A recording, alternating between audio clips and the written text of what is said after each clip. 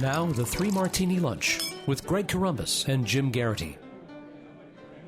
And welcome, everyone, to the Wednesday edition of the Three Martini Lunch. Along with Jim Geraghty of National Review, I'm Greg Corombos of Radio America. We have good, bad, and crazy martinis for conservatives today. And Jim, the good martini is very welcome news in a number of different ways. You lead the Morning Jolt with some new numbers from several different polls. Here's what you write. It was a fact of life in the Obama years when asked by pollsters, do you think the country is on the right track or headed in the wrong direction? The answers were overwhelmingly negative. The wrong direction response could get anywhere from the mid-50s to the 70s. It even hit 80% a few times in the Rasmussen polls. The right track answer was as low as the teens, usually in the 20s, sometimes just above 30%. On January 9th, the Investor's Business Daily survey found 42% saying the country is headed in the right direction. A few weeks later, the same pollster found the right track respondents at 50%. Rasmussen's last three polls had the right track respondents in the 40s. And then this morning in the Morning Consult poll, 41% of voters said the country headed in the right direction, compared with 29% who felt that way immediately after the presidential election. There's also other good polling news, not just for Trump, but for people who like to have secure borders. A new survey from Harvard-Harris, provided exclusively to the Hill newspaper, found that 80% of voters say local authorities should have to comply with the law by reporting to federal agents the illegal immigrants they come into contact with. 52% say they support Trump's two executive orders allowing for the construction of a southern border wall, increasing the number of immigration officers by 10,000, and finding a way to revoke federal funds for sanctuary cities. In fact, 75% of voters love the crackdown on sanctuary cities, Jim. So that's good to see that people still appreciate the law and people seem more optimistic. We can certainly try to scratch our heads and figure out exactly why the numbers are improving so quickly. But despite the hysteria in the media, people see things on the rise. You know, Greg, this is why people listen to this podcast. They get to hear me talking out loud and thinking through pieces that will probably run on National Review in the not-too-distant future, CPAC schedule permitting. So for a lot of the last couple of years, we had Americans who were, you want to use the term elites, economic elites, whatever, you know, the Acela class, however you want to characterize them, who were doing pretty darn well. And people outside of that, particularly in the Rust Belt, Upper Midwest, blue-collar America that wasn't doing as well. And I'm sure these people in the blue-collar are among those who felt very strongly the country's going in the wrong direction. And they had plenty of evidence to support this theory when they looked around them. High unemployment, higher costs for health insurance, the opioid addiction crisis, increasing suicide rates, things like that. Trump gets elected. Trump gets elected largely campaigning to this group and suddenly seeing shifts in places like Michigan and Pennsylvania and Ohio and even, states like Minnesota. And my suspicion is, particularly you do the partisan breakdown on this right track, wrong direction number. Obviously, Republicans are feeling much better about the state of the country than they were just a few months ago. And unsurprisingly, Democrats feel much, much worse than they did about the state. Around this same time, the markets, particularly the Dow Jones, have taken off like a rocket, right? I mean, if you have a 401k right now, you opened up your last statement, and even if you can't stand Trump, you're looking at that and saying, yes, I might be able to retire someday after all. And my suspicion is we now have a situation in which I don't know if the Rust Belt, blue-collar, laid-off workers who are dealing with opioid addiction, I don't know if they have 401ks. But my suspicion is that they still feel better because Trump is in office and they feel like they've got a president who listens to them. They took up a president who said he was going to fight for them. And it's early enough that not much disillusionment has set in yet. Now, that may change in the coming months or the coming year. The people who are most furious about Trump, the ones who are showing up to the Women's March and the ones who are dressing up like giant women's body parts and all that kind of stuff, the Acela class is up in arms and furious about Trump. But actually, they're doing pretty darn well. The stock market is going off like a rocket. It is up 25% in the past year. Do you feel like we should have invested a bit more earlier, Greg? Yes, that would have been nice. So my suspicion is that everybody's got a reason to feel better. Either genuine economic, like there's a boom going on, and God knows whether this boom continues or whether it's just isolated to the stock market or something. And you've also got this sense amongst Rust Belt working class America that somebody's listening to them. So everybody's got some reason to feel better. The question is, does the economic factor weigh more heavily in their minds in the months to come? Or does the political and cultural factor weigh more heavily in their minds? But either way, I'm glad people are feeling better. And I think sometimes these things are kind of a virtuous circle, that because people feel better, they spend more money, they're more likely to hire, that economic confidence can be self-sustaining. Yeah, and if we can get some policies to help that along in the next year or so, that'd be great.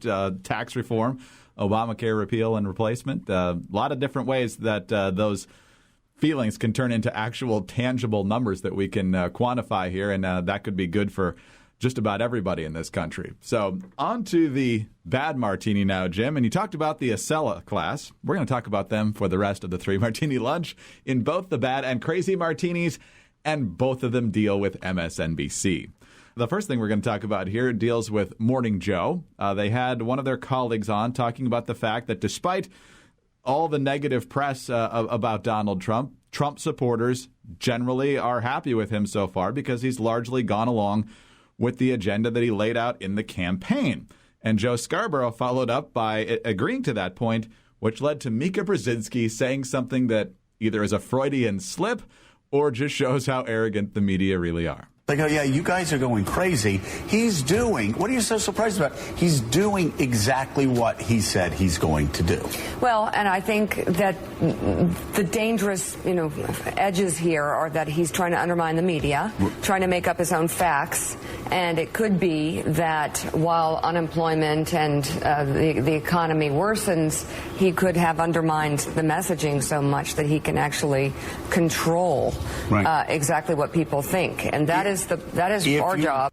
That's our job, to control what everybody thinks, Jim. Whatever happened to reporting the facts and letting the people make up their own minds? So here's where we get into an Inception, multi-level dream type aspect of this discussion, Greg. Because the people who read me in the Morning Jolt and contributions to the Corner and National Review Online, by and large, like the core component of my philosophy on politics and a good portion of life is get out of my face.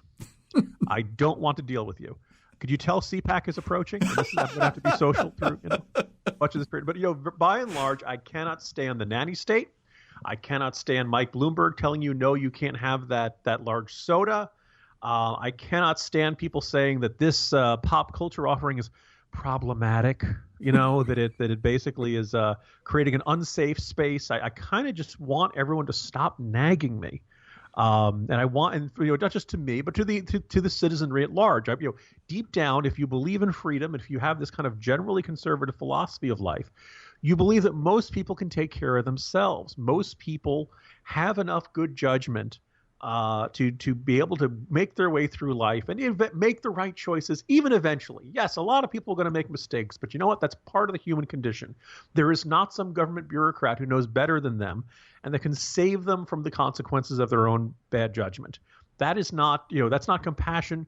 That's actually interfering with Darwinism. Some people are going to be dumb enough to do really stupid things. They're going to end up as a YouTube video and a cautionary tale for the rest of us. So I look at that. So I think this is leaving people in freedom. Now, I asked people once on Twitter, do you think I tell people what to do? And a lot of people said, yes, you are telling people what to do because I'm telling you to leave them alone. So in a very strange way, even those of us who are, maybe it's just inherent in the role of the media. When you say this statement is right, this statement is wrong, this course of action is right, this policy is right, that people perceive that as telling people what to do. So maybe some of this is baked in the cake. But deep down, Mika Brzezinski and a good portion of folks in the media look at every little aspect of our lives and decide this has to be politicized. There is a right choice and there is a wrong choice, and they are not comfortable with letting you make that decision for yourself. And that, I think, is what is a big factor in this. We discussed this earlier in the week regarding Milo. We regard this, regarding political correctness and whether your employer is going to freak out about something you post on social media. Deep down, we have a real problem in this country of people doing things differently than us, and we just need to fix them. And if there's anything we've ever learned from the classic, I think it was a political philosophy film. Other people kind of see it as more a broader appeal or a broader message, Greg. But think back to the Joss Whedon's Serenity. based on the Firefly television series. People aren't fixable.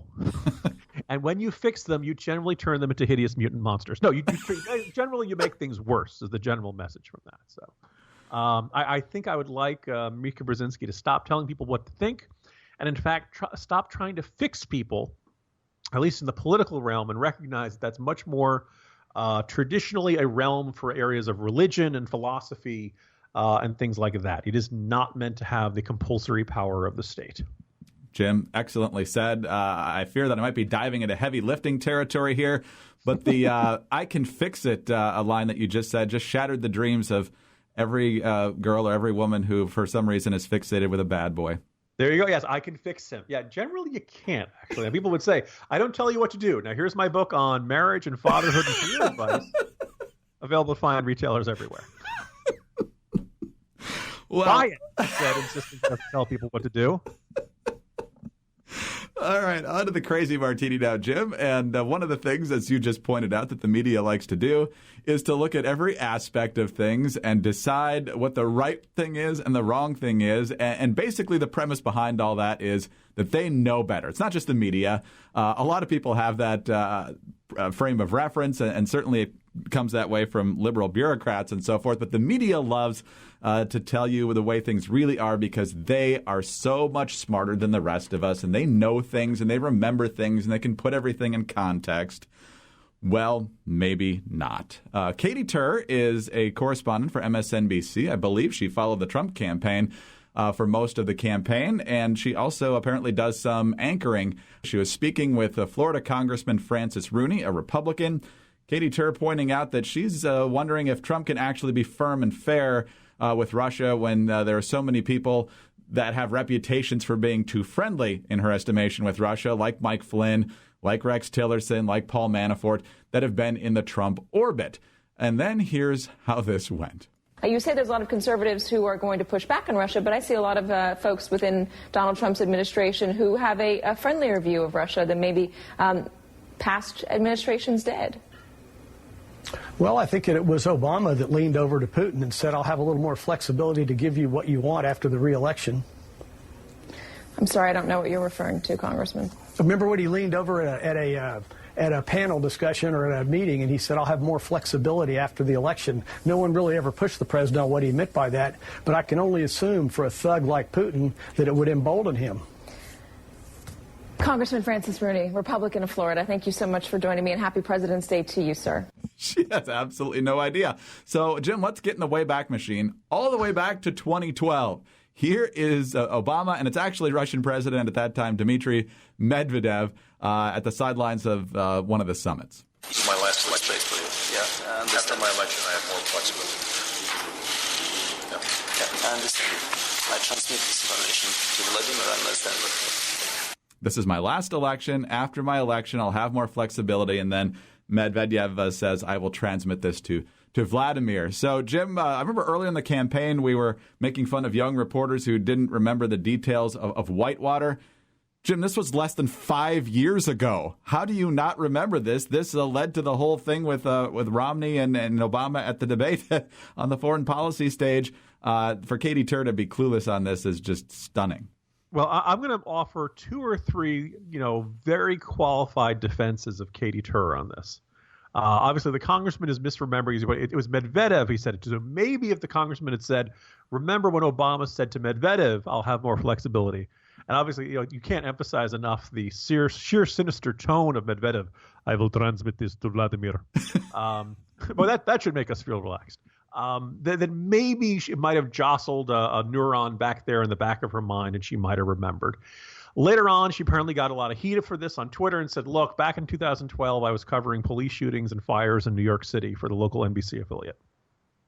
Okay. We really shouldn't be that mad at Katy Tur.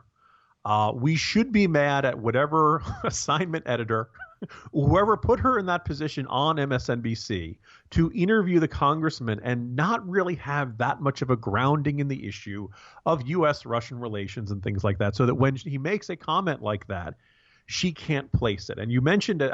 We don't know if it was Katy Tur. It probably was some other correspondent who, while covering Hillary Clinton in the 2016 campaign, one point heard some sort of reference and said out loud, what's Whitewater? Which feels like not that long ago to you and I, Greg, but apparently we're old crotchety farts. But these young hip millennials, can't be bothered to crack a book every now and then. I have long believed that the biggest gap in your cultural memory is going to be between when your last American history course ends and when you're old enough to follow the news. So for someone our age, I'm going to say about the Vietnam War, Cambodia, to about the mid-Reagan years is actually a giant blank. We're talking, good portion of the 70s and early 80s. And if you look back on that, there's an enormous amount of stuff that influenced our world and the makeup of the world today. But I still read about this era and find out about things. A couple of weeks ago in the Morning Jolt, I pointed out that LaGuardia Airport got bombed in 1975, and it killed 11 people, hundreds of people injured. They never caught the perpetrators. And this is just forgotten. The Statue of Liberty got bombed in the early 80s. Nobody nobody ever caught the guy. I mean, it's just an unbelievable range of things that have happened that just kind of pass out of our collective cultural memory. So I would like to see Katy Tur brush up a little bit on issues like that. On the other hand, my suspicion is this also reflects the nature of television journalism, which is you will be talking about with your guest whatever the topic of the day is, and you don't have the time to do the readings to get caught up to speed and things like that. Television journalism is very much a fight between what is visually interesting and what is actually substantively has something to contribute. And I don't mean to pick on her. I think she's somebody who was forced into a difficult situation by that set of circumstances. Having said that, if you want to be a political journalist, you probably should be like a sponge trying to absorb everything that has come before so you don't get exposed like that on national television. That's true. I think that she probably shouldn't be hammered too much for that, but her follow-up I thought was interesting. I don't know if it's MSNBC corporate policy to assume whenever a Republican says something to challenge it and suggest that it's not true. But if you don't have any idea what the guy's talking about, just move on. To basically come back with, I don't know what you're talking about, suggests that somehow he's the one who's making the mistake and is the one who doesn't have a firm grasp on history. It is that phenomenon of you're at the bar argument, and so you're seeing somebody emphatically insist something that you 110% know is wrong. Now, I think my colleague Dan Foster once wrote an entire piece about how the fine art of BSing is rapidly dying in a world where everyone has smartphones and Google. That's right. Right? If it was not a live television interview by remote, the congressman could have said, oh, yeah, let me Google this. Boop, boop, boop, boop, boop. There's Obama and Medvedev. And then Katy Tur would go, yeah, okay. All right, you're right. And that would have resolved it. Kind of tough to do on live television, but maybe we should establish that, Greg. At some point, if you or I say something that the other person is utterly convinced is right, i.e. the Jets signing Jay Cutler would be an absolute disaster. You could go on Google and say, no, actually, he was pretty good that. No, you wouldn't do that. Everybody recognizes Jay Cutler that is an incontrovertible fact. But the idea of being able to kind of glide over topics that you kind of sort of know or might kind of remember. Look, this is what happened with Kellyanne Conway when she talked about the Bowling Green massacre. Right? There was no Bowling Green massacre. There was somebody arrested in Bowling Green who was trying to give assistance to terrorists. Trump had watched something about Sweden. And he talked about what happened in Sweden last night. Nothing had actually happened in Sweden last night. It just happened that Fox News had broadcast something about angry immigrants and Islamists in Sweden and things like that. There are a lot of things we get that kind of, sort of in the neighborhood of right, but not actually right. And probably it's a good argument for why everyone should be a little humble when it comes to being absolutely emphatic. Something they absolutely are totally 100% sure is true, without Googling and double-checking first. You're right about the smartphone and Google era. I remember, I think it was 1998, I was having lunch with a colleague, and he had mentioned he had been to the Republican convention in San Diego in 96. And I said, oh, that's interesting. He says, hey, did you know that's where Three's Company was set? And Jim, I have a lot of holes in my pop culture resume. Three's Company is not one of them. I'm very good on Three's Company. I said, absolutely, that is incorrect. It was Santa Monica. And so we argued for about the next 10 to 15 minutes about where Three's Company had been set, even though it had been off the air for probably close to 15 years at that point. Proud to say I was right, but it's amazing how quickly things can be resolved now instead of taking up an entire lunch or even longer. I'm going to one final bit of advice. But again, I don't tell you what to do, all listeners. comes from an old Seinfeld episode. It's totally true. If you have a girl you like and you want to ask her out, but you're afraid it would be too forward, say something you know she's going to find wrong. And then when she corrects you, say, no, I'm pretty sure, I bet you dinner that, 2 + 2 = 5 or something like that. And then when she corrects you, you got to take her out to dinner. That's the only way. And I believe in the Seinfeld episode, it was somebody insisting that Dustin Hoffman was in Star Wars. That's right. And that was it. And all of a sudden, I think it was Elaine realized, wait a minute, I just agreed to go out to dinner with him by insisting I was right. By that point, it's too late. So. Yes, and I think whoever did that tried the same thing later in the episode by insisting that Richard M. Nixon's middle name was Mo. There you go. Exactly. Right. So you got to make sure it's something you could be plausibly wrong about. Right. You just want to be a little bit off basis to be that. So anyway, so that's news you can use, listeners. Who knows? You never know what you're going to get when you tune into the 3 Martini Lunch. On tomorrow's edition of 80s and 90s sitcoms, Jim and I will focus on Cheers and who knows what. Actually, Jim will be at CPAC tomorrow.